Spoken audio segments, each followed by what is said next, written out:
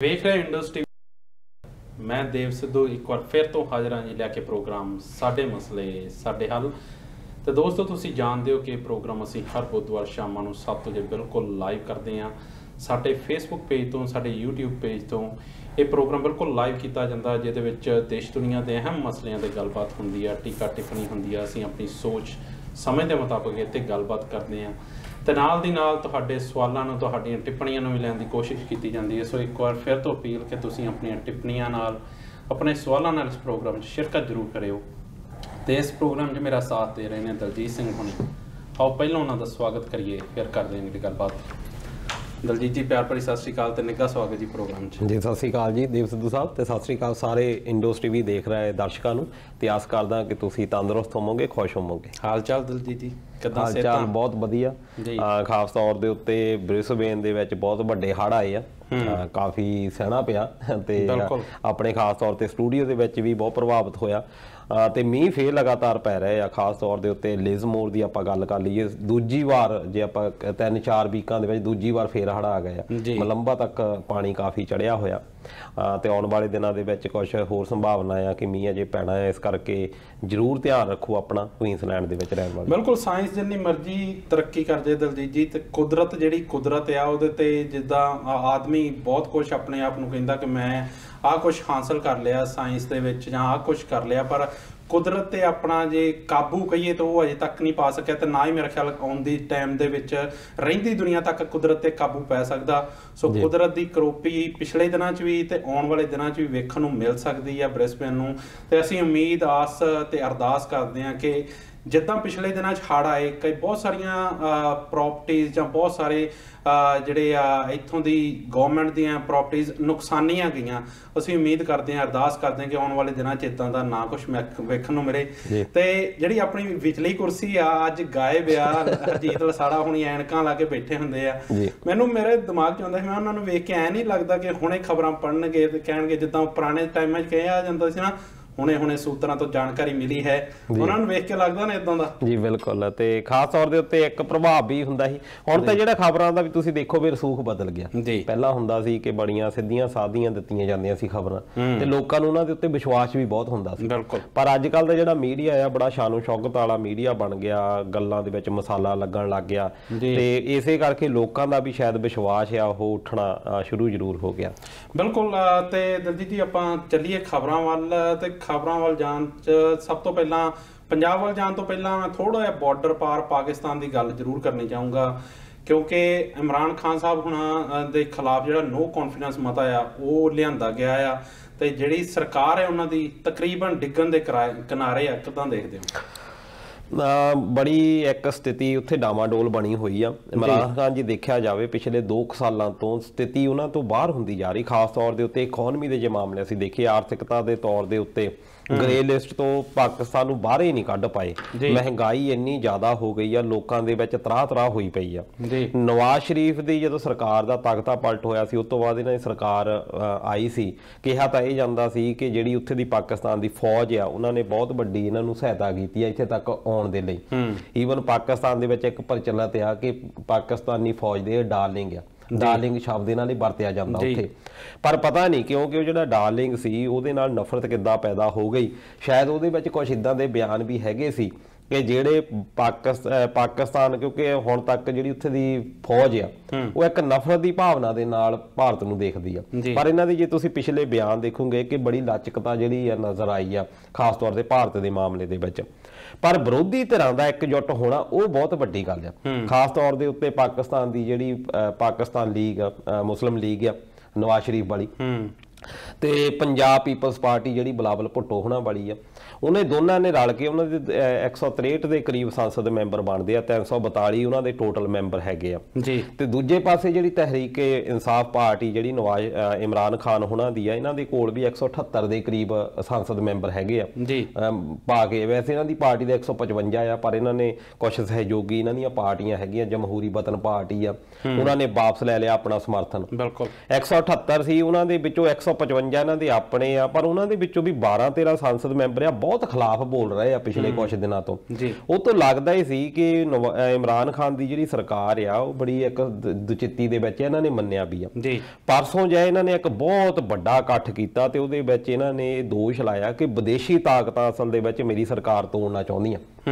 ਹੁਣ ਉਹਦੇ ਬਾਅਦ ਹੁਣ ਇਹ ਪ੍ਰਸਤਾਵ ਪੇਸ਼ ਕਰ ਦਿੱਤਾ। ਪਾਕਿਸਤਾਨ ਦਾ ਸੰਵਿਧਾਨ ਇਹ ਕਹਿੰਦਾ ਕਿ ਜਦੋਂ ਤੱਕ ਇਹ ਪ੍ਰਸਤਾਵ ਪੇਸ਼ ਹੋ ਜਾਂਦਾ 14 ਦਿਨਾਂ ਦੇ ਵਿੱਚ ਮਤਦਾਨ ਕਰਵਾਉਣਾ ਹੁੰਦਾ, ਪਰ ਇਮਰਾਨ ਖਾਨ ਥੋੜਾ ਜਿਹਾ ਬਚਦਾ ਨਜ਼ਰ ਆ ਰਿਹਾ ਇਸ ਮਾਮਲੇ ਦੇ ਵਿੱਚ।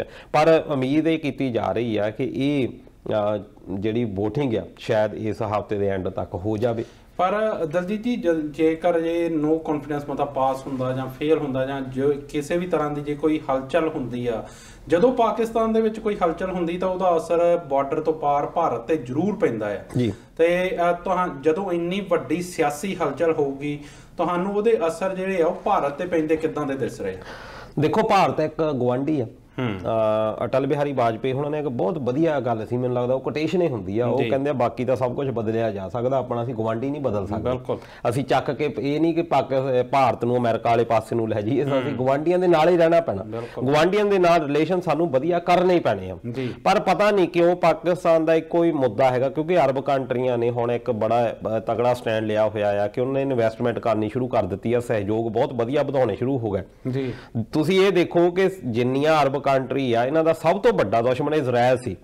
ਜਦ ਉਹ ਉਹਨਾਂ ਦੇ ਨਾਲ ਸਮਝੌਤਾ ਕਰ ਸਕਦੇ ਆਰਥਿਕਤਾ ਦੇ ਤੌਰ ਤੇ ਉਹਨਾਂ ਨੇ ਦੇਖ ਲਿਆ ਵੀ ਸਾਡਾ ਹੁਣ ਨਹੀਂ ਸਰਨਾ ਇਸ ਦੁਨੀਆ ਦੇ ਵਿੱਚ। ਉਹਨੇ ਇਜ਼ਰਾਈਲ ਦੇ ਨਾਲ ਦੁਬਈ ਵਰਗਾ ਕਦੀ ਇਹ ਦੇਸ਼ ਸੋਚ ਸਕਦੇ ਸੀ, ਆਪਾਂ ਬਹਿਰੀਨ ਵਰਗੇ ਦੇਸ਼ ਕਈ ਸੋਚ ਸਕਦੇ ਸੀ ਕਿ ਇਹ ਇਜ਼ਰਾਈਲ ਦੇ ਇੰਨੇ ਨੇੜੇ ਹੋ ਜਾਣਗੇ, ਭਾਵੇਂ ਉਹਨਾਂ ਦਾ ਮੇਨ ਏਜੰਡਾ ਇਹੀ ਆ ਕਿ ਈਰਾਨ ਨੂੰ ਕਿੱਦਾਂ ਟਾਰਗੇਟ ਕਰਨਾ। ਪਰ ਸਾਡੀ ਤਾਂ ਇੱਕ ਜੇ ਪਾਕਿਸਤਾਨ ਤੇ ਭਾਰਤ ਦੀ ਅਸੀਂ ਦੇਖੀਏ, ਸਾਡੀ ਲੜਾਈ ਤਾਂ ਇੱਕ ਕਸ਼ਮੀਰ ਕਰਕੇ ਆ। ਜੇ ਅਸੀਂ ਉਹਨੂੰ ਛੱਡ ਦਈਏ ਬਾਕੀ ਮੁੱਦੇ ਤਾਂ ਸਾਡੇ ਕੋਲ ਹੈ ਨਾ, ਚਾਹੇ ਵਪਾਰ ਦੇ ਮੁੱਦੇ ਆ, ਚਾਹੇ ਅਸੀਂ ਸਿੱਖਿਆ ਦੀ ਗੱਲ ਕਰ ਲਈਏ, ਚਾਹੇ ਹੈਲਥ ਦੀ ਗੱਲ ਕਰ ਲਈਏ, ਕਿਉਂਕਿ ਉੱਥੇ ਦਵਾਈਆਂ ਦਾ ਬੜਾ ਕਾਲ ਆ। ਭਾਰਤ ਇਸ ਮਾਮਲੇ ਦੇ ਵਿੱਚ ਬਹੁਤ ਵੱਡੀ ਸਹਾਇਤਾ ਪਾਕਿਸਤਾਨ ਨੂੰ ਕਰ ਸਕਦਾ। ਜਦੋਂ ਇੱਧਰ ਟਮਾਟਰ ਹੁੰਦੇ ਆ ਉਹਨਾਂ ਨੂੰ ਸਸਤੇ ਭਾਅ ਦਿੱਤੇ ਜਾ ਸਕਦੇ ਆ, ਉਹਨਾਂ ਕੋਲ ਜ਼ਿਆਦਾ ਹੁੰਦੇ ਸਾਨੂੰ ਲੈ ਸਕਦੇ ਆ। ਬਾਘਾ ਬਾਰਡਰ, ਫਿਰੋਜ਼ਪੁਰ ਵਾਲੇ ਪਾਸੇ ਸਾਰੇ ਪਾਸੇ ਬਾਰਡਰ ਖੋਲੇ ਜਾਣ। ਜੇ ਇਹ ਵਪਾਰ ਚੱਲਦਾ ਦੋਨਾਂ ਦੇਸ਼ਾਂ ਦੇ ਆਮ ਲੋਕਾਂ ਨੂੰ ਬਹੁਤ ਫਾਇਦਾ ਹੋਣਾ। ਪਰ ਪਤਾ ਨਹੀਂ ਕਿਉਂ ਉੱਥੇ ਦੇ ਜਿਹੜੇ ਦੋਨੇ ਪਾਸਿਆਂ ਦੇ ਜਿਹੜੇ ਰਾਜਨੀਤਿਕ ਲੋਕ ਨੇ ਇੰਨਾ ਮਸਲਾ ਉਲਝਾਇਆ ਹੋਇਆ ਆ। ਉਹਨਾਂ ਦੀ ਪਹਿਲੀ ਗੱਲ ਇੱਥੇ ਹੋ ਜਾਂਦੀ ਹੈ ਜਿੱਥੇ ਸਾਡੀ ਸਹਿਮਤੀ ਬਣਦੀ ਨਹੀਂ। ਇਹ ਪਤਾ ਹੀ ਆ ਸਾਰਿਆਂ ਨੂੰ ਕਿ ਹੱਲ ਤਾਂ ਕਿਸੇ ਤੋਂ ਵੀ ਨਹੀਂ ਨਿਕਲਣਾ ਜਿੰਨਾ ਇਹ ਪੇਚੀਦਾ ਹੋ ਚੁੱਕਾ। ਦੇਖੋ, ਬਹੁਤ ਕੋਸ਼ਿਸ਼ਾਂ ਹੋਈਆਂ ਹੁਣ ਤੱਕ ਕਸ਼ਮੀਰ ਮਸਲੇ ਦੇ ਹੱਲ ਕਰਨ ਦੇ ਲਈ, ਪਰ ਜਦੋਂ ਹੱਲ ਨਹੀਂ ਨਿਕਲਦਾ ਸੀ ਆਪਣੇ ਦੂਜੇ ਮੁੱਦੇ ਜਿਹੜੇ ਆ ਉਹ ਤਾਂ ਸੁਲਝਾਈਏ, ਬਾਕੀ ਕਹਿ ਲਈਏ ਕਿ ਇਹਨੂੰ ਅਸੀਂ ਪੈਂਡਿੰਗ ਰੱਖ ਲੈਂਦੇ ਆ। ਰੌਲਾ ਇਹ ਹੁੰਦਾ ਨਾ ਦਲਜੀਤ ਜੀ ਕਿ ਜੇਕਰ ਗੁਆਂਢੀ ਚੰਗੇ ਹੋਣ ਤੇ ਇੱਕ ਬੰਨੇ ਉਹ ਦਾਲ ਦੀ ਕੌਲੀ ਦਿੱਤੀ ਜਾਂਦੀ ਆ, ਦੂਜੇ ਬੰਨੇ ਸਾਗ ਦੀ ਕੌਲੀ ਲਈ ਜਾਂਦੀ ਆ। ਮੱਕੀ ਦੀਆਂ ਰੋਟੀਆਂ ਪਕਾਈਆਂ ਹੋਣ ਤੇ ਵੰਡੀਆਂ ਜਿਹੜੀਆਂ ਕਈ ਵਾਰ ਤੰਦੂਰ ਦੀਆਂ ਰੋਟੀਆਂ ਵੀ ਇਕੱਠੇ ਹੋ ਕੇ ਲਾ ਲਈਦੀਆਂ, ਪਰ ਜੇ ਉਹ ਸਾਰੀ ਸਾਂਝ ਛੱਡ ਕੇ ਤੇ ਲੜਾਈ ਇਸ ਗੱਲ ਤੇ ਪਾ ਦੇਣੀ ਕਿ ਤੂੰ ਮੇਰੇ ਵੱਲ ਵੇਖ ਕੇ ਮੁੱਛਾਂ ਚਾੜਦਾ ਆ, ਉਹ ਮੇਰੇ ਖਿਆਲ ਹਾਲ ਪਾਕਿਸਤਾਨ ਤੇ ਇੰਡੀਆ ਦਾ ਆ। ਮਦਦ ਇੱਕ ਦੂਜੇ ਦੀ ਬਹੁਤ ਜ਼ਿਆਦਾ ਵੱਡੇ ਪੱਧਰ ਤੇ ਕੀਤੀ ਜਾ ਸਕਦੀ ਆ, ਪਰ ਅਸੀਂ ਮੇਰੇ ਖਿਆਲ ਸਾਡੇ ਜਿਹੜੇ ਪੋਲੀਟੀਕਲ ਲੀਡਰ ਹੈ ਜਿੱਦਾਂ ਦੇ ਇਸ ਬਾਰਡਰ ਤੋਂ ਇਸ ਬੰਨੇ ਵੱਸਦੇ ਆ, ਮੇਰੇ ਖਿਆਲ ਉਦਾਂ ਦੇ ਪਾਕਿਸਤਾਨ ਵਾਲੇ ਆ, ਉਹਨਾਂ ਨੇ ਉਹ ਮੁੱਦੇ ਛੱਡਣੇ ਨਹੀਂ ਕਿਉਂਕਿ ਉਦਾਂ ਉਹਨਾਂ ਦੀ ਰਾਜਨੀਤੀ ਨਹੀਂ ਚੱਲਦੀ। ਬਿਲਕੁਲ, ਤੇ ਇਸ ਕਰਕੇ ਚਾਹੇ ਇਮਰਾਨ ਖਾਨ ਰਹੇ ਚਾਹੇ ਨਾ ਰਹੇ, ਹੁਣ ਤੱਕ ਅਸੀਂ ਇਹੀ ਦੇਖਿਆ, ਭਾਵੇਂ ਕਿ ਨਵਾਜ਼ ਸ਼ਰੀਫ ਇਸ ਗੱਲ ਦਾ ਜ਼ਰੂਰ ਕ੍ਰੈਡਿਟ ਲੈ ਸਕਦਾ ਕਿ ਉਹਨੇ ਬਹੁਤ ਕੋਸ਼ਿਸ਼ਾਂ ਕੀਤੀਆਂ। ਜੇ ਉਦੋਂ ਮੁਸ਼ਰਫ ਨਾ ਕਾਰਗਿਲ ਵਾਲਾ ਸਟੈਪ ਚੱਕਦਾ, ਉਦੋਂ ਕਿੰਨੀ ਵਧੀਆ ਇੱਕ ਸੀ ਲਾਹੌਰ ਬੱਸ ਸੇਵਾ ਸ਼ੁਰੂ ਹੋ ਗਈ ਸੀ, ਉਧਰੋਂ ਮੁਜ਼ੱਫਰਾਬਾਦ ਨੂੰ ਸ਼ੁਰੂ ਹੋ ਗਈ ਸੀ ਜੰਮੂ ਕਸ਼ਮੀਰ ਤੋਂ, ਕਿੰਨੀ ਵਧੀਆ ਗੱਲ ਸੀ ਕਿ ਲੋਕ ਇੱਕ ਦੂਜੇ ਦੇ ਮਿਲਣੇ ਗਲਣੇ ਸ਼ੁਰੂ ਹੋ ਗਏ ਸੀ। ਫਿਰ ਕਰਤਾਰਪੁਰ ਲਾਂਘੇ ਵਾਲੀ ਆਪਾਂ ਗੱਲ ਕਰ ਲਈਏ, ਇਮਰਾਨ ਖਾਨ ਨੇ ਕਿੱਡਾ ਵੱਡਾ ਸਟੈਪ ਚੱਕਿਆ ਸੀ। ਜੇ ਇਦਾਂ ਦੇ ਸਟੈਪ ਚੱਕੇ ਜਾਂਦੇ ਸੀ, ਲੋਕੀ ਇੱਕ ਦੂਜੇ ਦੇ ਨੇੜੇ ਆਉਂਦੇ ਸੀ, ਤਾਂ ਇਦੋਂ ਵੱਡੀ ਕਿਹੜੀ ਗੱਲ ਆ। ਫਿਰ ਜਦੋਂ ਲੋਕੀ ਮਿਲਣ ਲੱਗ ਜਾਂਦੇ ਆ, ਵਪਾਰ ਸ਼ੁਰੂ ਹੋ ਜਾਂਦਾ ਆ, ਇੱਕ ਦੂਜੇ ਦੇ ਨਾਲ ਵਿਸ਼ਵਾਸ ਪੈਦਾ ਹੋ ਜਾਂਦਾ, ਫਿਰ ਕਸ਼ਮੀਰ ਵਰਗੇ ਜਿਹੜੇ ਉਲਝੇ ਹੋਏ ਮੁੱਦੇ ਆ ਉਹ ਵੀ ਹੱਲ ਹੋ ਸਕਦੇ ਆ। ਕਿਉਂਕਿ ਦੋਨਾਂ ਦੇਸ਼ਾਂ ਨੂੰ ਇਹ ਗੱਲ ਸਮਝ ਲੈਣੀ ਚਾਹੀਦੀ ਹੈ ਕਿ ਤਾਕਤ ਦੇ ਨਾਲ ਅਸੀਂ ਕੁਝ ਨਹੀਂ ਕਰ ਸਕਦੇ। ਜੀ ਬਿਲਕੁਲ, ਇੱਥੇ ਲਵੀ ਖੱਤਰੀ ਹੋਣਾ ਦਾ ਇੱਕ ਟਿੱਪਣੀ ਆਈ ਆ, ਉਹ ਕਹਿ ਰਹੇ ਕਿ ਜਦੋਂ ਤੁਸੀਂ ਪਾਕਿਸਤਾਨ ਤੇ ਗੱਲ ਕਰ ਰਹੇ ਤੇ ਇਸ ਵੇਲੇ ਜਿਹੜੀ ਇੱਕ ਕਸ਼ਮੀਰ ਫਾਈਲ, ਕਿਉਂਕਿ ਤੁਸੀਂ ਕਸ਼ਮੀਰ ਦੀ ਗੱਲ ਕੀਤੀ, ਇੱਕ ਕਸ਼ਮੀਰ ਫਾਈਲ ਜਿਹੜੀ ਫਾਈਲਸ ਦਾ ਨਾਂ ਦੀ ਜਿਹੜੀ ਫਿਲਮ ਬਣੀ ਆ ਉਹ ਵੀ ਬਹੁਤ ਜ਼ਿਆਦਾ ਚਰਚਾ ਦੇ ਵਿੱਚ ਆ। ਉਹਦੇ ਬਾਰੇ ਉਹ ਕਹਿ ਰਹੇ ਕਿ ਤੁਸੀਂ ਆਪਣੀ ਟਿੱਪਣੀ ਜ਼ਰੂਰ ਕਰੋ। ਦੇਖੋ, ਇਹ ਇੱਕ ਵਨ ਸਾਈਡਡ ਸਟੋਰੀ ਹੈ। ਜੇ ਆਰਟੀਆਈ ਦੇ ਵਿੱਚ ਇੱਕ ਸਾਖਸ਼ ਨੇ ਪਾ ਦਿੱਤੀ ਸੀ ਆਰਟੀਆਈ ਕਿ ਸਾਨੂੰ ਦੱਸਿਆ ਜਾਵੇ ਕਿ ਕਿੰਨੇ ਹੁਣ ਤੱਕ ਕਸ਼ਮੀਰੀ ਪੰਡਤਾਂ ਦੀ ਹੱਤਿਆ ਹੋਈ ਹੈ, ਉਹਦੇ ਵਿੱਚ ਤਾਂ ਇਹ ਆ ਗਿਆ ਸਾਹਮਣੇ ਆਰਟੀਆਈ ਦੀ ਗਵਰਨਮੈਂਟ ਨੇ ਦਿੱਤੀ, ਕਿਸੇ ਹੋਰ ਨੇ ਨਹੀਂ ਦਿੱਤੀ। ਗਵਰਨਮੈਂਟ ਪਾਰਲੀਮੈਂਟ ਤੋਂ ਉਹਨੇ ਜਵਾਬ ਮੰਗਿਆ ਬਿਲਕੁਲ ਕਿ ਕਸ਼ਮੀਰੀ, ਕਿਉਂਕਿ ਇਸ ਫਿਲਮ ਵਿੱਚ ਤਾਂ ਇਹ ਦੱਸਿਆ ਗਿਆ ਕਿ ਦੇਖੋ ਨੋ ਡਾਊਟ ਬਹੁਤ ਵੱਡਾ ਧੱਕਾ ਹੋਇਆ ਜੀ, ਜਿੱਥੇ ਵੀ ਮੈਜੋਰਟੀ, ਕਿਉਂਕਿ ਉੱਥੇ ਮੁਸਲਮਾਨਾਂ ਦੀ ਮੈਜੋਰਟੀ ਆ, ਜਿੱਥੇ ਵੀ ਮਿਨੋਰਟੀ ਸੀ ਜਿਹੜੀਆਂ ਘੱਟ ਗਿਣਤੀਆਂ ਆ ਉਹਨਾਂ ਦੇ ਨਾਲ ਸ਼ੋਸ਼ਣ ਹੋਣਾ ਹੀ ਹੋਣਾ ਆ। ਬਿਲਕੁਲ ਇਹ ਦੁਨੀਆ ਦਾ ਇੱਕ ਹੈਗਾ ਆ, ਇਹ ਹੋਣਾ ਹੀ ਹੋਣਾ ਇਦਾਂ, ਅਨਲੈਸ ਕਿ ਤੁਹਾਡੇ ਕੋਲ ਵਧੀਆ ਪ੍ਰੋਟੈਕਟ ਕਰਨ ਦੇ ਲਈ ਲਾਅ ਨਾ ਹੋਣ, ਕਾਨੂੰਨ ਨਾ ਹੋਣ। ਹੁਣ ਇਸ ਮਾਮਲੇ ਦੇ ਵਿੱਚ ਤਾਂ ਇਹ ਆ ਕਿ ਮੁਸਲਮਾਨ ਬਹੁਤ ਵੱਡੀ ਗਿਣਤੀ ਦੇ ਵਿੱਚ ਉੱਥੇ ਸ਼ੋਸ਼ਣ ਹੋਇਆ, ਉਹਨਾਂ ਦਾ ਬਹੁਤ ਵੱਡੀ ਕਤਲੋਗਾਰਤ ਹੋਈ ਆ ਮੁਸਲਮਾਨਾਂ ਦੀ ਵੀ, ਜੇ ਅੱਤਵਾਦ ਦੇ ਵਿੱਚ ਵੀ ਗੱਲ ਕਰ ਲਈਏ ਜੀ। ਪਰ ਇਹ ਇੱਕ ਹੁਣ ਬਾਲੀਵੁੱਡ ਦਾ ਵੀ ਇਹ ਏਜੰਡਾ ਬਣ ਗਿਆ, ਖਾਸ ਤੌਰ ਦੇ ਉੱਤੇ ਇੱਕ ਰਾਸ਼ਟਰਵਾਦੀ ਭਾਵਨਾ ਜਿਹੜੀ ਖਾਸ ਤੌਰ ਤੇ ਜਦੋਂ ਦੀ ਬੀਜੇਪੀ ਸਰਕਾਰ ਆਈ ਆ ਉਸ ਤੋਂ ਬਾਅਦ ਫਿਲਮਾਂ ਚੱਲਦੀਆਂ ਹੀ ਉਹ ਆ ਜਿਨ੍ਹਾਂ ਦੇ ਵਿੱਚ ਇੱਕ ਖਾਸ ਫਿਰਕੇ ਨੂੰ ਟਾਰਗੇਟ ਕੀਤਾ ਜਾਵੇ। ਤੁਸੀਂ ਦੂਜੇ ਫਿਰਕੇ ਦੇ ਹੱਕ ਦੇ ਵਿੱਚ ਅੱਜ ਤੁਸੀਂ ਫਿਲਮ ਬਣਾ ਲਓ ਜੀ, ਇਹੀ ਜਿਹੜੀ ਗੱਲ ਹੈ ਜਿਹਦੇ ਵਿੱਚ ਕਸ਼ਮੀਰੀ ਪੰਡਤਾਂ ਦੀ ਗੱਲ ਹੋਈ ਆ, ਇਹੀ ਤੁਸੀਂ ਗੱਲ ਕਰ ਲਓ ਕਿ ਇਹਦੇ ਵਿੱਚ ਬਣਾ ਲਓ ਕਿ ਉਹ ਜਿਹੜਾ ਇੱਕ ਗਾਂ ਦਾ ਮੀਟ ਜਿਹੜਾ ਕਹਿ ਦਿੱਤਾ ਸੀ ਹੈਗਾ ਕੁਝ ਹੋਰ ਸੀ, ਉਹਦੇ ਉੱਤੇ ਫਿਲਮ ਬਣਾ ਕੇ ਦੇਖ ਲਓ ਤੁਸੀਂ, ਤੁਹਾਨੂੰ ਪਤਾ ਲੱਗ ਜਾਣਾ ਕਿ ਤੁਹਾਡੇ ਕੀ ਉਹਦਾ ਹੁੰਦਾ ਆ। ਇਸ ਕਰਕੇ ਬਾਲੀਵੁੱਡ ਨੂੰ ਬਹੁਤ ਵੱਡਾ ਟਾਰਗੇਟ ਕੀਤਾ ਜਾਂਦਾ। ਕੋਈ ਵੇਲਾ ਸੀ ਕਿ ਉਹਦੇ ਵਿੱਚ ਫਿਲਮਾਂ ਹਰ ਤਰ੍ਹਾਂ ਦੀਆਂ ਬਣਦੀਆਂ ਸੀ ਜੀ, ਹਰ ਤਰ੍ਹਾਂ ਦਾ ਉਹਦੇ ਵਿੱਚ ਰੋਲ ਹੁੰਦਾ ਸੀ, ਉਹਦੇ ਵਿੱਚ ਕੋਈ ਇਦਾਂ ਦਾ ਲੱਗਦਾ ਨਹੀਂ ਸੀ। ਪਰ ਹੁਣ ਜਦੋਂ ਵੀ ਕੋਈ ਫਿਲਮ ਬਣਦੀ ਆ ਉਹ ਪਹਿਲਾਂ ਹੀ ਕੁਝ ਇਦਾਂ ਦੇ ਤੱਤ ਜਿਹੜੇ ਆ ਜਾਂਦੇ ਆ ਸਾਹਮਣੇ, ਉਹ ਧਰਮ ਦੀ ਆੜ ਦੇ ਵਿੱਚ ਫਿਲਮਾਂ ਨੂੰ ਰੋਕਦੇ ਵੀ ਆ। ਰੌਲਾ ਇਹ ਨਾ ਦਲਜੀਤ ਜੀ ਕਿ ਪਹਿਲੋਂ ਟਾਈਮ ਹੁੰਦਾ ਸੀ ਜਦੋਂ ਫਿਲਮਾਂ ਜਾਂ ਨਾਟਕ ਦੇ ਵਿੱਚ ਜ਼ਿਆਦਾਤਰ ਗੱਲ ਜਿਹੜੀ ਉਹ ਸਾਂਝ ਦੀ ਕੀਤੀ ਜਾਂਦੀ ਸੀ, ਆਪਸੀ ਭਾਈਚਾਰੇ ਦੀ ਕੀਤੀ ਜਾਂਦੀ ਸੀ। ਪਰ ਅੱਜ ਕੱਲ ਚਾਹੇ ਸੋਸ਼ਲ ਮੀਡੀਆ ਦੀ ਗੱਲ ਕਰੀਏ, ਚਾਹੇ ਬਾਲੀਵੁੱਡ ਦੀ, ਚਾਹੇ ਜਿਹੜਾ ਰੰਗਮੰਚ ਆ ਨਾਟਕ ਆ ਇਹਨਾਂ ਦੀ ਗੱਲ ਕਰੀਏ, ਤਾਂ ਉਹਦੇ ਵਿੱਚ ਜਿਹੜੀ ਨਫ਼ਰਤ ਫਲਾਉਣ ਵੱਲ ਇੱਕ ਜਿਹੜਾ ਟੀਚਾ ਸਾਧਿਆ ਉਹ ਕਿਤੇ ਨਾ ਕਿਤੇ ਬਹੁਤ ਮੰਦਭਾਗਾ ਹੈ। ਬਿਲਕੁਲ, ਖਾਸ ਤੌਰ ਤੇ ਸਾਨੂੰ ਸਮਝਣਾ ਪੈਣਾ ਹੈ ਕਿ ਦੇਖੋ ਅਸੀਂ ਬਹੁਤ ਜਿੱਦਾਂ ਕਹਿ ਲਓ ਕਿ ਅਸੀਂ ਫਿਰਕੇ ਬਹੁਤ ਛੋਟੇ ਅਸੀਂ ਕਬੀਲੇ ਕਹਿ ਸਕਦੇ ਹਾਂ ਭਾਰਤ ਦੇ ਵਿੱਚ। ਅਸੀਂ ਜੀ ਸਾਡਾ ਨਾਂ ਤਾਂ ਇੱਕ ਧਰਮ ਸੀ ਸਾਰੇ ਭਾਰਤ ਦਾ। ਅਸੀਂ ਤਾਂ ਇਦਾਂ ਕਹਿ ਸਕਦੇ ਹਾਂ ਕਿ ਜਦੋਂ ਗੋਰਿਆਂ ਨੇ ਸਾਡੇ ਉੱਤੇ ਕਬਜ਼ਾ ਕੀਤਾ ਭਾਰਤ ਉੱਤੇ, ਉਹਨਾਂ ਨੇ ਇਦਾਂ ਥੋੜੀ ਕੀਤਾ ਆ ਕਿ ਸਿੱਧਾ ਭਾਰਤ ਦੇ ਉੱਤੇ ਕਬਜ਼ਾ ਕਰ ਲਿਆ।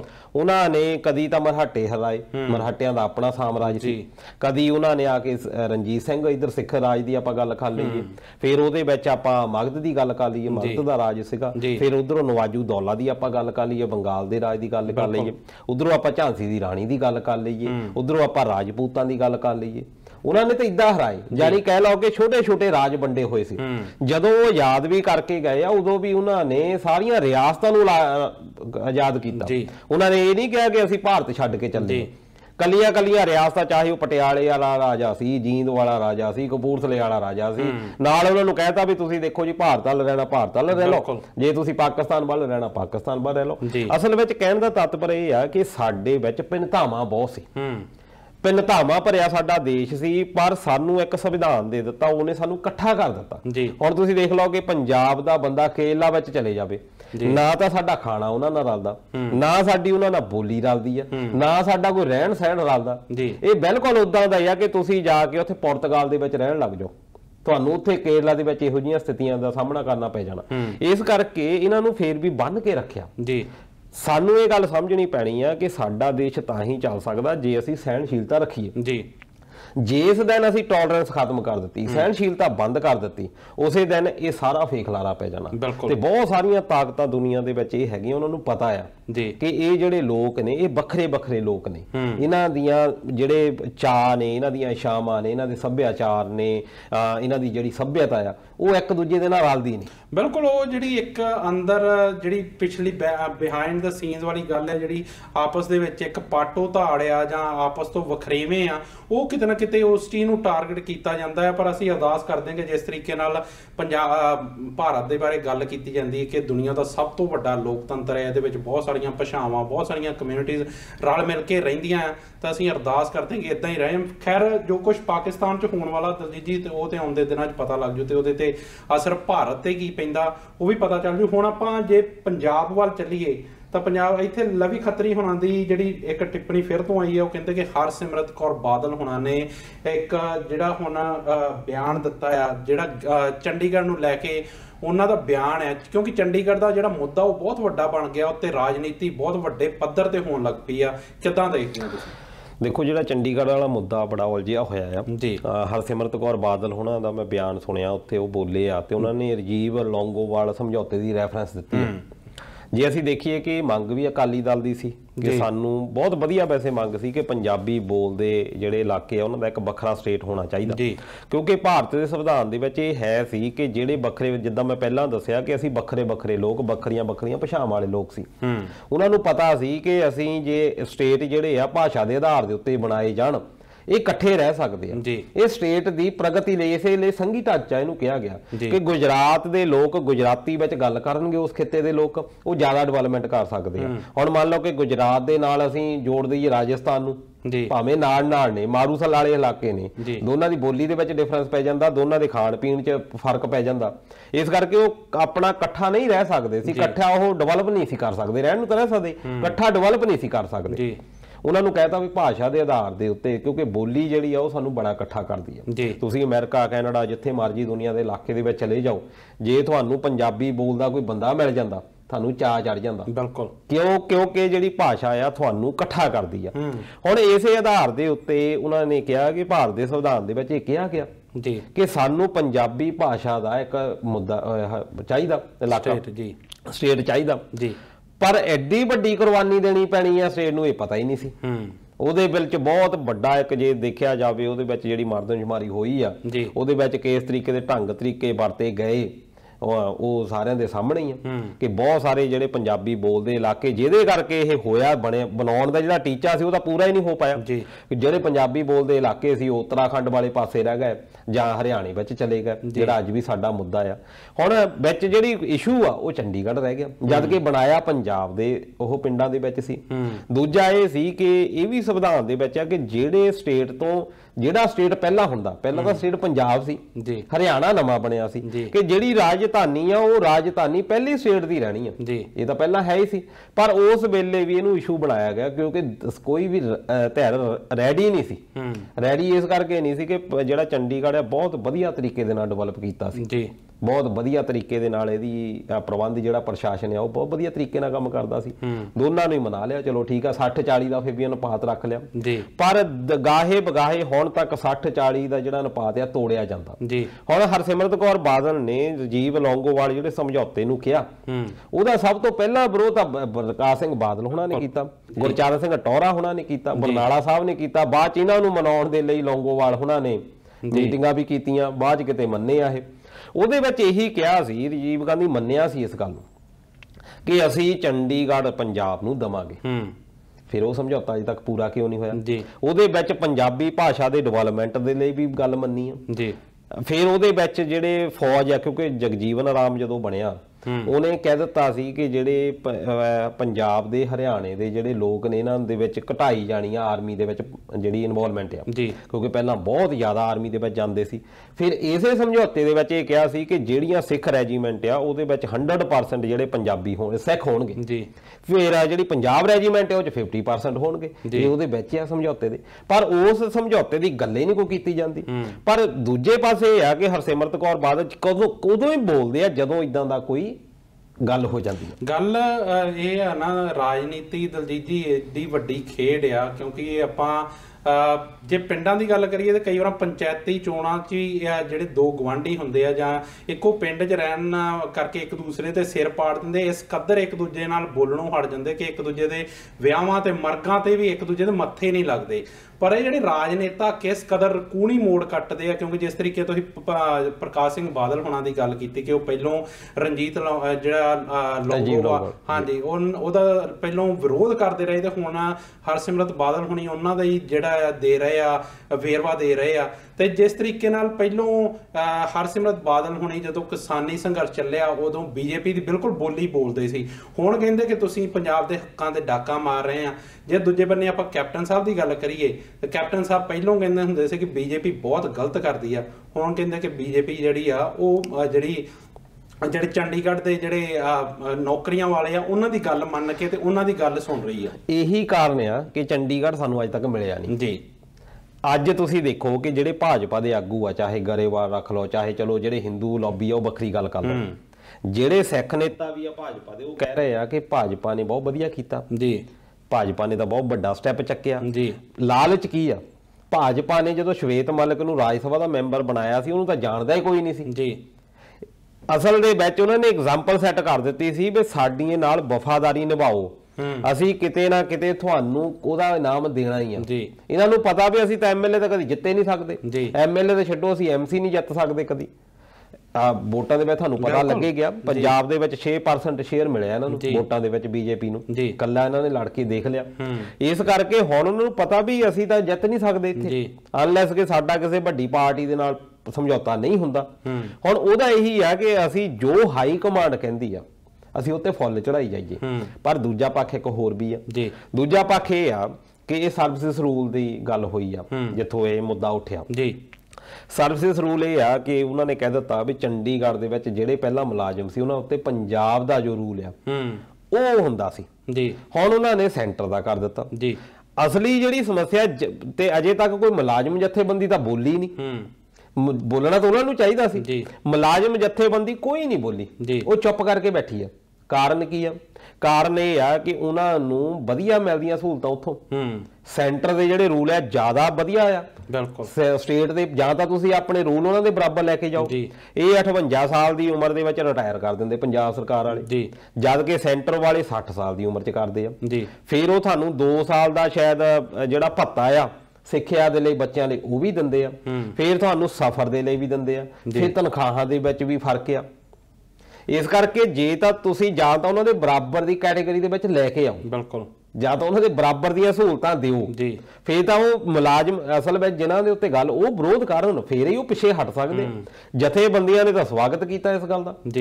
ਇਸ ਕਰਕੇ ਸਟੇਟਾਂ ਨੂੰ ਵੀ ਸੋਚਣਾ ਚਾਹੀਦਾ ਕਿਉਂ ਇਦਾਂ ਹੋਈ ਜਾ ਰਹੀ ਆ, ਕਿਉਂਕਿ ਸੈਂਟਰ ਸਰਕਾਰ ਨੂੰ ਪਤਾ ਆ ਜੇ ਇਸ ਤਰੀਕੇ ਦੇ ਨਾਲ ਧਾਰਾ 370 ਹਟਾ ਕੇ ਸੰਘੀ ਢਾਂਚੇ ਦੇ ਉੱਤੇ ਸਿੱਧਾ ਵਾਰ ਹੋਇਆ, ਭਾਵੇਂ ਕਿ ਮੈਂ ਉਹਦੇ ਨਾਲ ਸਹਿਮਤ ਨਹੀਂ ਕਿ 370 ਜਿਹੜੀ ਧਾਰਾ ਆ ਉਹ ਕਿਤੇ ਨਾ ਕਿਤੇ ਤਰੀਕੇ ਦੇ ਨਾਲ ਹਟਣੀ ਚਾਹੀਦੀ ਸੀ, ਉਹ ਹੱਲ ਹੈ ਸੀ, ਕਿਉਂਕਿ ਉਹ ਸੰਵਿਧਾਨ ਦੀ ਜੇ ਆਪਾਂ ਬਹੁਤ ਵੱਡਾ ਇੱਕ ਪ੍ਰੋਗਰਾਮ ਉਹਦੇ ਉੱਤੇ ਕੀਤਾ ਸੀ। ਪਰ ਨਾਲ ਦੀ ਨਾਲ ਇਹ ਵੀ ਆ ਕਿ ਜਿਹੜਾ ਸੰਘੀ ਢਾਂਚਾ ਜਿਹੜਾ ਇੱਕ ਸਟੇਟ ਆ ਉਹਦੇ ਵੀ ਆਪਣੇ ਅਧਿਕਾਰ ਆ, ਉਹਨਾਂ ਦੇ ਉੱਤੇ ਡਾਕਾ ਨਾ ਮਾਰਿਆ ਜਾਵੇ। ਪਰ ਜਿੱਦਾਂ ਤੁਸੀਂ ਦੱਸਿਆ ਕਿ ਸਾਡੇ ਜਿਹੜੇ ਲੀਡਰ ਆ ਇਹ ਉਹੀ ਬੋਲੀ ਬੋਲਦੇ ਆ ਜੋ ਇਹਨਾਂ ਨੂੰ ਆਪਣੇ ਲਈ ਤੇ ਆਪਣੇ ਪਰਿਵਾਰ ਦੀ ਇਵਜ ਦੇ ਵਿੱਚ ਨਿੱਜ ਦੇ ਉੱਤੇ ਜਿਹੜਾ ਵਧੀਆ ਲੱਗਦਾ ਫਿੱਟ ਬਹਿੰਦੀ ਆ, ਉਹ ਇਹਨਾਂ ਨੂੰ ਵਧੀਆ ਲੱਗਦੀ ਆ, ਉਹਦੇ ਉੱਤੇ ਫਿਰ ਇਹ ਫੁੱਲ ਚੜਾ ਦਿੰਦੇ ਆ। ਇਹੀ ਕਾਰਨ ਆ ਕਿ ਅੱਜ ਤੱਕ ਸਾਨੂੰ ਕੋਈ ਇਦਾਂ ਦਾ ਜਿਹੜਾ ਜਿੰਨੇ ਮੁੱਦੇ ਆ ਸਾਡੇ, ਚਾਹੇ ਉਹ SYL ਦੀ ਗੱਲ ਕਰ ਲਈਏ, ਜਦੋਂ ਤਾਂ ਪਹਿਲਾਂ ਆਪ ਹੀ ਕਈਆਂ ਦੇ ਨਾਲ ਟੱਕ ਲਾ ਦਿੰਦੇ ਆ, ਬਿਲਕੁਲ, ਫਿਰ ਆਪ ਹੀ ਕਹਿ ਦਿੰਦੇ ਆ ਪੂਰ ਦੋ ਇਹਨੂੰ, ਫਿਰ ਚਮਚਿਆਂ ਨਾਲ ਪੂਰ ਵੀ ਦਿੰਦੇ। ਫਿਰ 2004 ਦੇ ਵਿੱਚ ਕੈਪਟਨ ਸਾਹਿਬ ਨੇ ਉਹ ਸਮਝੌਤੇ ਰੱਦ ਕਰਾਤੇ, ਜਦ ਕਿ ਇੰਦਰਾ ਗਾਂਧੀ ਦੇ ਨਾਲ ਟੱਕ ਲਾਉਣ ਵਾਲਿਆਂ ਦੇ ਵਿੱਚੋਂ ਆਪ ਸੀ। ਫਿਰ ਪ੍ਰਕਾਸ਼ ਸਿੰਘ ਬਾਦਲ ਹੋਣਾ ਦੇ ਉੱਤੇ ਇਲਜ਼ਾਮ ਲੱਗਦਾ ਵੀ ਇਹਨਾਂ ਨੇ ਜੋ ਸਮਝੌਤਾ ਕੀਤਾ ਇਹਨਾਂ ਨੂੰ ਬਾਲਾਸਰ ਵਾਲਾ ਫਾਰਮ ਦਿੱਤਾ ਚੁਟਾਲਿਆਂ ਨੇ, ਪਤਾ ਨਹੀਂ ਉਹ ਸੱਚ ਆ ਕਿ ਨਹੀਂ, ਸੁਣਿਆ ਆ। ਪਰ ਬਾਅਦ ਦੇ ਵਿੱਚ ਇਹੀ ਪ੍ਰਕਾਸ਼ ਸਿੰਘ ਬਾਦਲ ਨੇ ਉਹ ਨਹਿਰਾਂ ਕਹਿੰਦੇ ਪੂਰ ਦੋ ਵੀ ਇਹਦੀਆਂ ਜ਼ਮੀਨਾਂ ਆ ਵਾਪਸ ਲੈ ਲਓ, ਰਾਤੋਂ ਰਾਤ ਰਜਿਸਟਰੀਆਂ ਕੀਤੀਆਂ ਗਈਆਂ। ਇਸ ਕਰਕੇ ਇਹ ਤਾਂ ਲੋਕ ਉਹ ਨੇ ਜਿਨ੍ਹਾਂ ਨੇ ਇਹ ਦੇਖਣਾ ਕਿ ਸਾਨੂੰ ਵੋਟਾਂ ਕਿਸ ਤਰੀਕੇ ਦੇ ਨਾਲ ਆਉਂਦੀਆਂ।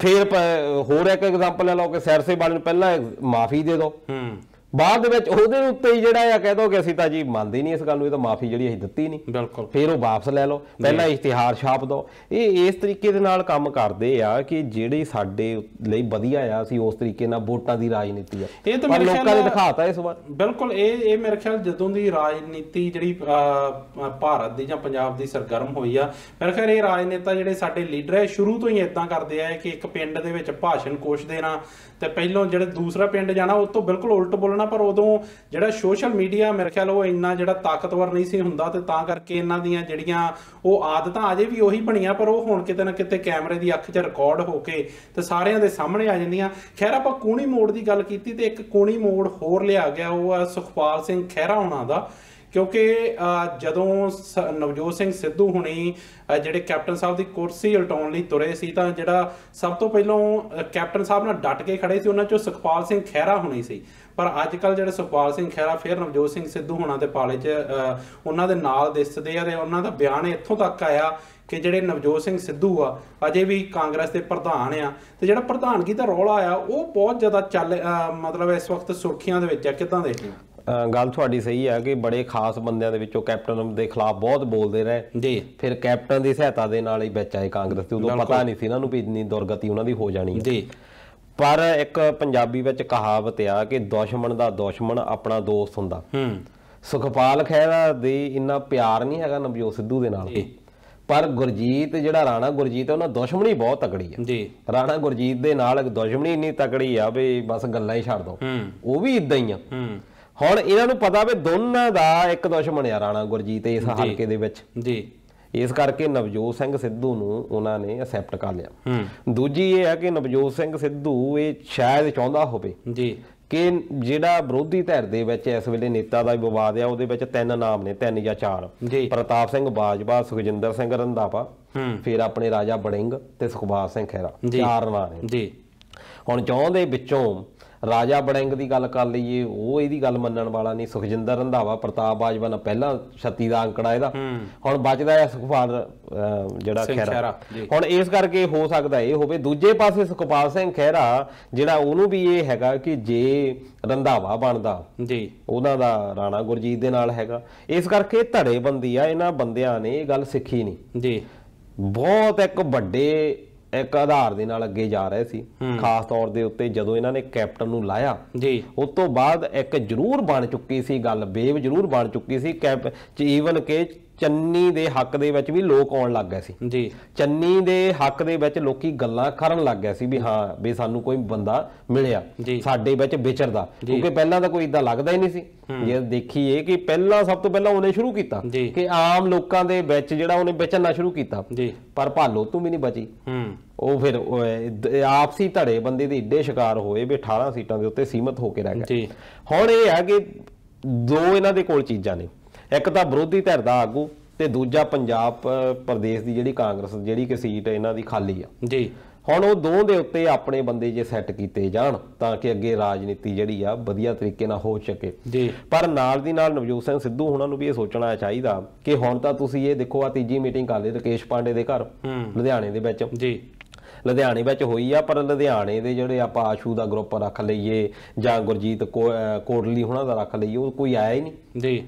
ਤੇ ਰਕੇਸ਼ ਪਾਂਡੇ ਨੇ ਕਿਹਾ ਜੀ ਦੇਖੋ ਇਹ ਸੱਦੇ ਸਾਰਿਆਂ ਨੂੰ ਭੇਜੇ ਸੀ, ਪਰ ਅਸੀਂ ਕਿਸੇ ਨੂੰ ਚੱਕ ਕੇ ਥੋੜੀ ਲਿਆਉਣਾ ਸੀ, ਉਹਨੇ ਆਹ ਗੱਲ ਕਹੀ ਆ। ਇਸ ਕਰਕੇ ਮੰਨਣ ਵਾਲੀ ਗੱਲ ਹੈ ਕਿ ਇਹਨਾਂ ਨੂੰ ਸੋਚਣਾ ਚਾਹੀਦਾ ਸੀ ਕਿ ਜਦੋਂ ਵੋਟਾਂ ਸੀ ਉਸ ਵੇਲੇ ਕਿਉਂ ਨਹੀਂ ਇਹ ਹਲਕਿਆਂ ਦੇ ਵਿੱਚ ਨਿਕਲੇ, ਉਸ ਵੇਲੇ ਤਾਂ ਚੁੱਪ ਕਰਕੇ ਬਹਿ ਗਏ। ਉਹ ਇਹੀ ਜਿਹੜੀ ਤੁਸੀਂ ਗੱਲ ਕੀਤੀ ਹੈ ਦਲਜੀਤ ਜੀ ਕਿ ਅਜੇ ਤੱਕ ਜਿਹੜੀ ਕਾਂਗਰਸ ਆ ਉਹ ਆਪਣੀਆਂ ਗਲਤੀਆਂ ਤੋਂ ਨਹੀਂ ਸਿੱਖ ਰਹੀ। ਜੇ ਨਵਜੋਤ ਸਿੰਘ ਸਿੱਧੂ ਹੋਣਾ ਦੀ ਗੱਲ ਕਰੀਏ ਤਾਂ ਪਹਿਲੋਂ ਜਿਹੜਾ ਅਸਤੀਫਾ ਦਿੱਤਾ ਜਾਂਦਾ ਪ੍ਰਧਾਨਗੀ ਤੋਂ, ਤੇ ਹੁਣ ਇੱਕ ਤਰ੍ਹਾਂ ਨਾਲ ਇੱਕ ਪ੍ਰਭਾਵ ਦੇਣ ਦੀ ਕੋਸ਼ਿਸ਼, ਇੱਕ ਸ਼ਕਤੀ ਪ੍ਰਦਰਸ਼ਨ ਕਰਨ ਦੀ ਕੋਸ਼ਿਸ਼ ਕੀਤੀ ਜਾ ਰਹੀ ਹੈ ਕਿ ਜਿਹੜੀ ਕਾਂਗਰਸ ਆ ਉਹ ਮੇਰੇ ਹੱਥਾਂ 'ਚ ਸੇਫ ਆ। ਉਹ ਕਿਤੇ ਨਾ ਕਿਤੇ ਮੇਰੇ ਖਿਆਲ ਜਿਹੜੇ ਬੀਜੇਪੀ ਕਹਿੰਦੀ ਹੁੰਦੀ ਹੈ ਕਿ ਅਸੀਂ ਭਾਰਤ ਨੂੰ ਕਾਂਗਰਸ ਮੁਕਤ ਬਣਾਉਣਾ, ਪਰ ਜਿੱਦਾਂ ਦੇ ਕਾਂਗਰਸ ਦੀਆਂ ਆਪਣੀਆਂ ਇਹਨਾਂ ਦੀ ਧੜੇਬੰਦੀ ਆ, ਮੇਰੇ ਖਿਆਲ ਇਹ ਬੀਜੇਪੀ ਨੂੰ ਤਾਂ ਕੁਝ ਕਰਨ ਦੀ ਲੋੜ ਹੀ ਨਹੀਂ ਪੈਂਦੀ। ਪਰ ਬੀਜੇਪੀ ਦਾ ਨੇਤਾ ਆ ਨਿਤਨ ਗਡਕਰੀ ਜਿਹੜਾ ਕਿ ਟਰਾਂਸਪੋਰਟ ਮਿਨਿਸਟਰ ਆ ਜੀ, ਬਹੁਤ ਵਧੀਆ ਕੰਮ ਕਰ ਰਿਹਾ, ਮੈਂ ਬੜੀ ਨਜ਼ਰ ਰੱਖਦਾ ਉਹਦੇ ਉੱਤੇ ਨਿਤਨ ਗਡਕਰੀ ਦੀ ਜੀ। ਉਹਨੇ ਕੱਲ ਬਿਆਨ ਦਿੱਤਾ, ਉਹ ਕਹਿੰਦਾ ਵੀ ਵਿਰੋਧੀ ਧਿਰ ਦੀ ਭੂਮਿਕਾ ਜ਼ਰੂਰ ਹੋਣੀ ਚਾਹੀਦੀ ਹੈ। ਜਦੋਂ ਉਹਨੂੰ ਪੁੱਛਿਆ ਗਿਆ ਕਿ ਬੀਜੇਪੀ ਦੇ ਨੇਤਾ ਇਹ ਕਹਿੰਦੇ ਆ ਕਿ ਕਾਂਗਰਸ ਮੁਕਤ ਸਰਕਾਰ ਹੋਣੀ ਚਾਹੀਦੀ ਹੈ, ਕਾਂਗਰਸ ਮੁਕਤ ਭਾਰਤ, ਬਿਲਕੁਲ ਉਹ ਕਹਿੰਦੇ ਵੀ ਗਲਤ ਹੈ ਇਹ ਕੰਮ ਜੀ। ਅਸਲ ਵਿੱਚ ਵਿਰੋਧੀ ਧਿਰ ਵੀ ਕਹਿੰਦਾ ਬਹੁਤ ਜ਼ਰੂਰੀ ਆ। ਜੇ ਵਿਰੋਧੀ ਧਿਰ ਨਾ ਹੋਵੇ ਸਾਨੂੰ ਰੋਕੂਗਾ ਕੌਣ? ਅਸੀਂ ਤਾਂ ਮਨ ਆਈਆਂ ਕਰਨਗੇ। ਤੇ ਕੌਣ ਬੋਲ ਰਿਹਾ?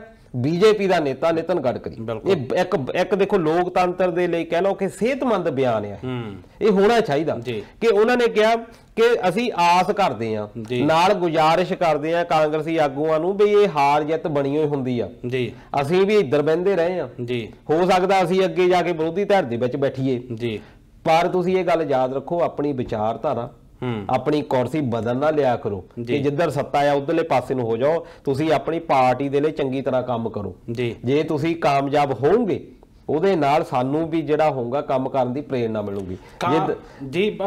ਜਿੱਦਾਂ ਤੁਸੀਂ ਕਿਹਾ ਕਿ ਨਿਤਿਨ ਗਡਕਰੀ ਹਨ ਬਹੁਤ ਵਧੀਆ ਇੱਕ ਬਿਆਨ ਆਇਆ, ਉਹ ਬਹੁਤ ਵੱਡਾ ਚਿਹਰਾ ਨੇ ਬੀਜੇਪੀ ਦਾ, ਪਰ ਜਿਹੜੀ ਕਾਂਗਰਸ ਆ ਉਹਦੀਆਂ ਜਿਹੜੀਆਂ ਮਨੀਸ਼ ਤਿਵਾੜੀ ਹੁਣਾਂ ਨੇ ਜਿਸ ਤਰੀਕੇ ਨਾਲ ਹਾਈ ਕਮਾਨ ਨੂੰ ਘੇਰਿਆ, ਉਹਨੂੰ ਕਿੱਦਾਂ ਦੇਖਦੇ ਹੋ? ਕਿਉਂਕਿ ਮਨੀਸ਼ ਤਿਵਾੜੀ ਹੁਣੀ ਬਹੁਤ ਵੱਡਾ ਚਿਹਰਾ ਮੰਨੇ ਜਾਂਦੇ ਨੇ ਕਾਂਗਰਸ ਦਾ, ਤੇ ਜਿਸ ਤਰੀਕੇ ਨਾਲ ਉਹ ਕਹਿ ਰਹੇ ਕਿ ਮੈਨੂੰ ਇਹਨਾਂ ਸਵਾਲਾਂ ਦੇ ਜਵਾਬ ਚਾਹੀਦੇ ਕਿ ਸਾਡਾ ਜਿਹੜੀ ਕਾਂਗਰਸ ਦੀ ਹਾਲਾਤ ਆ ਪੰਜਾਬ ਦੇ ਵਿੱਚ ਇੱਥੇ ਪਹੁੰਚੇ ਕਿਉਂ? ਪਹੁੰਚੇ ਪਹਿਲਾਂ ਤਾਂ ਉਹਨਾਂ ਨੂੰ ਜਵਾਬ ਦੇਣਾ ਚਾਹੀਦਾ ਕਿ ਤੁਹਾਡਾ ਲੋਕਾਂ ਦੇ ਵਿੱਚ ਕਿੰਨਾ ਆਧਾਰ ਆ ਜੀ। ਮਨੀਸ਼ ਤਿਵਾੜੀ ਹੁਣੇ ਇਹ ਗੱਲ ਜ਼ਰੂਰ ਦੱਸਣੀ ਚਾਹੀਦੀ ਹੈ ਕਿ ਕਿੰਨੇ ਲੋਕਾਂ ਦੇ ਨਾਲ ਤੁਸੀਂ ਮਿਲਦੇ ਆ, ਕਿੰਨੇ ਲੋਕਾਂ ਦੇ ਨਾਲ। ਮਨੀਸ਼ ਤਿਵਾੜੀ ਦਾ ਜਾ ਕੇ ਮੈਂ ਦਾਅਵੇ ਨਾ ਕਹਿੰਦਾ, ਪੰਜਾਬ ਦੇ ਕਿਤੇ ਪਿੰਡਾਂ ਵਿੱਚ ਜਾ ਕੇ ਪੁੱਛ ਲਓ ਮਨੀਸ਼ ਤਿਵਾੜੀ ਦਾ ਕੌਣ ਆ ਬੰਦਾ ਜਾਣਦਾ, ਕਿਉਂ ਨਹੀਂ ਜਾਣਦਾ? ਇਸ ਕਰਕੇ ਨਹੀਂ ਜਾਣਦਾ ਕਿ ਇਹ ਉੱਪਰੋਂ ਹੀ ਆਉਂਦੇ ਆ, ਉੱਪਰ ਦੀ ਲੰਘ ਜਾਂਦੇ ਆ। ਇਹ ਉਹਨਾਂ ਲੋਕਾਂ ਦੇ ਵਿੱਚੋਂ ਆਮ ਵਿਕਾਸ ਹੋਣੀ ਉਹਨਾਂ ਦੇ ਵਿੱਚੋਂ, ਜਾਂ ਇਹ ਤਿਵਾੜੀ ਉਹਨਾਂ ਦੀ ਗੱਲ ਖਾਂਦੇ ਇਸ ਕਰਕੇ ਸਭ ਤੋਂ ਪਹਿਲਾਂ ਇਹ ਕੁਐਸਚਨ ਕਰਨ ਤੋਂ ਪਹਿਲਾਂ ਇਹ ਜ਼ਰੂਰ ਸੋਚਣਾ ਚਾਹੀਦਾ ਕਿ ਮੈਂ ਕੀ ਕਰਦਾ ਜੀ। ਇਹ ਕਾਂਗਰਸੀ ਸਾਰਿਆਂ ਦੇ ਵਿੱਚ ਹੀ ਇਹ ਪ੍ਰੋਬਲਮ ਹੈਗੀ ਆ। ਇਹ ਤਾਂ ਚਲੋ ਬਹੁਤ ਵੱਡੀ ਪਾਰਟੀ ਆ, ਲੋਕਤੰਤਰਿਕ ਪਾਰਟੀ, ਉਹ ਗੱਲਾਂ ਸੁਣੀ ਜਾਂਦੇ ਆ ਜੀ। ਹੁਣ ਇਹੀ ਗੱਲ ਭਾਜਪਾ ਦੇ ਵਿੱਚ ਕੋਈ ਬੋਲ ਸਕਦਾ ਇਦਾਂ ਜੀ? ਜਾਂ ਤੁਸੀਂ ਕਹ ਲਓ ਅਕਾਲੀ ਦਲ ਦੇਖੋ ਕਿ ਮਲੂਕਾ ਸਾਹਿਬ ਗੁਪਤੀਏ ਰੂਪ ਦੇ ਨਾਲ ਕਹਿ ਦਿੱਤਾ ਜੀ, ਪਰ ਉਹਨਾਂ ਨੇ ਵੀ ਦੇਖ ਲਓ ਵੀ ਕਿਸੇ ਨੇ ਇਹ ਨਹੀਂ ਕਿਹਾ। ਇੱਕ ਪਾਸੇ ਚਲੋ ਇੰਨਾ ਤਾਂ ਹੈ ਕਿ ਕਾਂਗਰਸ ਪਾਰਟੀ ਨੇ ਉਹਨਾਂ ਤੋਂ ਅਸਤੀਫਾ ਤਾਂ ਮੰਗ ਲਿਆ ਸਾਰਿਆਂ ਦੇ ਕੋਲੋਂ, ਪਰ ਦੂਜੇ ਪਾਸੇ ਅਕਾਲੀ ਦਲ ਨੇ ਤਾਂ ਅਸਤੀਫਾ ਵੀ ਨਹੀਂ ਮੰਗ ਪਾਏ। ਕਿਸੇ ਵਿੱਚ ਹਿੰਮਤ ਨਹੀਂ ਪਈ ਕਿ ਸੁਖਬੀਰ ਸਿੰਘ ਬਾਦਲ ਅਸਤੀਫਾ ਦੇ ਦੇਵੇ ਜੀ। ਇਸ ਕਰਕੇ ਜਿੰਨੇ ਵੀ ਇਹ ਲੋਕ ਨੇ ਉਹ ਇੱਕ ਸਿਹਤਮੰਦ ਰਾਜਨੀਤੀ ਦੇ ਨਾਲ ਬਾਦਲ ਸਾਹਿਬ ਨੇ ਆਪਣੀ ਜ਼ਿੰਮੇਵਾਰੀ ਸਮਝਿਆ ਆਪੇ ਦੇ ਦਿੱਤਾ ਸੀਗਾ। ਆਪੇ ਨੇ, ਮੈਂ ਪਿਛਲੀ ਵਾਰ ਵੀ ਕਿਹਾ ਵੀ ਸੁਖਬੀਰ ਸਿੰਘ ਬਾਦਲ ਨੇ, ਸਰਦਾਰ ਸੁਖਬੀਰ ਸਿੰਘ ਬਾਦਲ ਨੂੰ ਅਸਤੀਫਾ ਦਿੱਤਾ। ਸੁਖਬੀਰ ਸਿੰਘ ਬਾਦਲ ਨੇ ਸੁਖਬੀਰ ਸਿੰਘ ਬਾਦਲ ਦਾ ਅਸਤੀਫਾ ਲੈ ਕੇ ਆਪਣੇ ਕੈਬਨ ਦੇ ਵਿੱਚ ਰੱਖ ਲਿਆ। ਉਸ ਤੋਂ ਬਾਅਦ ਸੁਖਬੀਰ ਸਿੰਘ ਬਾਦਲ ਨੇ ਕਿਹਾ ਕਿ ਸੁਖਬੀਰ ਸਿੰਘ ਬਾਦਲ ਇਹਨਾਂ ਜਿਹੜੀਆਂ ਹਾਰਾਂ ਹੋਈਆਂ ਉਹਦੇ ਲਈ ਜ਼ਿੰਮੇਵਾਰ ਨਹੀਂ ਹਨ। ਇਸ ਕਰਕੇ ਸਰਦਾਰ ਸੁਖਬੀਰ ਸਿੰਘ ਬਾਦਲ ਹੋਣਾ ਦਾ ਅਸਤੀਫਾ ਰੱਦ ਕਰਦੇ ਹਨ ਤੇ ਸੁਖਬੀਰ ਸਿੰਘ ਬਾਦਲ ਹੋਣਾ ਨੇ ਕਿਹਾ ਕਿ ਉਹ ਕਾਮਨਾ ਕਰਦੇ ਹਨ ਕਿ ਸੁਖਬੀਰ ਸਿੰਘ ਬਾਦਲ ਭਵਿੱਖ ਦੇ ਵਿੱਚ ਬਹੁਤ ਵਧੀਆ ਪ੍ਰਦਰਸ਼ਨ ਕਰਨਗੇ। ਆ ਤਾਂ ਇੱਥੇ ਦੇ ਹਾਲਾਤ ਬਣੇ ਹੋਏ ਆ ਜੀ। ਬਿਲਕੁਲ। ਤੇ ਦਲਜੀਤ ਜੀ ਜਿਹੜਾ ਸਮਾਂ ਆ ਪ੍ਰੋਗਰਾਮ ਦਾ ਤਕਰੀਬਨ ਆਪਣਾ ਮੁਕੰਮਲੀ ਵੱਲ ਆ, ਮੁਕੰਮਲ ਹੋਣ ਜਾ ਰਿਹਾ, ਪਰ ਜਾਂਦੇ ਜਾਂਦੇ ਮੈਂ ਪੰਜਾਬ ਗਵਰਨਮੈਂਟ ਜਿਹੜੀ ਨਵੀਂ ਆਮ ਆਦਮੀ ਪਾਰਟੀ ਦੀ ਸਰਕਾਰ ਬਣੀ ਉਹਦੀਆਂ ਇੱਕ ਦੋ ਜਿਹੜੇ ਮੁੱਦੇ ਉਹ ਜ਼ਰੂਰ ਕਰਨੇ ਚਾਹੂੰਗਾ, ਕਿਉਂਕਿ ਬਹੁਤ ਵੱਡੇ ਐਲਾਨ ਕੀਤੇ ਜਾ ਰਹੇ। ਸਭ ਤੋਂ ਪਹਿਲਾਂ ਤਾਂ ਕੱਲ ਪੰਜਾਬੀ ਯੂਨੀਵਰਸਿਟੀ ਪਟਿਆਲਾ ਦੇ ਵਿੱਚ ਭਗਵੰਤ ਸਿੰਘ ਮਾਨ ਹੋਣਾ ਨੇ ਇੱਕ ਬਹੁਤ ਵੱਡਾ ਬਿਆਨ ਦਿੱਤਾ ਯੂਨੀਵਰਸਿਟੀ ਨੂੰ ਲੈ ਕੇ ਕਿ ਯੂਨੀਵਰਸਿਟੀ ਜਿਹੜੀ ਆ ਉਹਨੂੰ ਕਰਜ਼ਾ ਮੁਕਤ ਕਰਨ ਦੀ ਗਰੰਟੀ ਅਸੀਂ ਚੁੱਕਦੇ ਹਾਂ, ਕਿਉਂਕਿ ਇਹਦੇ ਵਿੱਚ ਵਿਦਿਆਰਥੀ ਜਿਹੜੀ ਸਿੱਖਿਆ ਆ ਉਹਦੇ ਤੇ ਅਸੀਂ ਪੂਰਾ ਜ਼ੋਰ ਦੇਵਾਂਗੇ। ਕਿੱਦਾਂ ਦੇਖਦੇ ਹੋ? ਦੇਖੋ, ਦੁਨੀਆ ਦੇ ਵਿੱਚ ਦੋ ਇਹ ਯੂਨੀਵਰਸਿਟੀਆਂ ਜਿਹੜੀਆਂ ਭਾਸ਼ਾ ਦੇ ਆਧਾਰ ਦੇ ਉੱਤੇ ਬਣੀਆਂ ਜੀ, ਇੱਕ ਪੰਜਾਬੀ ਯੂਨੀਵਰਸਿਟੀ, ਇੱਕ ਇਜ਼ਰਾਈਲ ਵਿੱਚ ਸ਼ਾਇਦ ਹਿੰਦੂ ਯੂਨੀਵਰਸਿਟੀ ਆ।